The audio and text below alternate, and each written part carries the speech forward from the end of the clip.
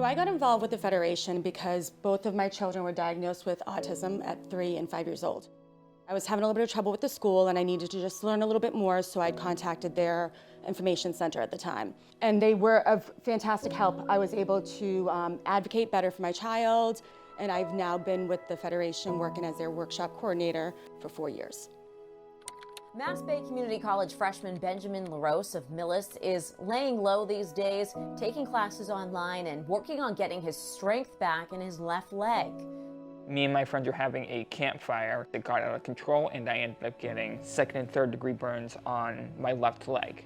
So when he was first injured, of course they completely surrounded me with messages and well wishes, finding out what they could do, letting us know that they've got everything good at the organization. I didn't have to worry, and I could completely focus on him. The Federation was started by moms at a kitchen table.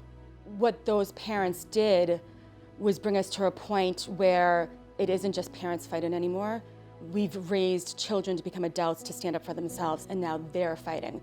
Throughout the accident, having that having those advocacy skills were such a big help in knowing or letting the nurses or the doctors know what I needed at that moment in time, as well as having my mother there to help with that advocacy. I don't think I could imagine a world without a parent center like the Federation.